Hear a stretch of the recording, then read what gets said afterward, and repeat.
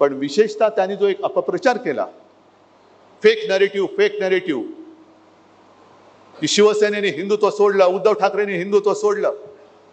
अरे मुस्लिम समाज आमच्या सोबत आला का आला? कारण करोनामध्ये मी कधी जातीय भेदभाव केला नाही.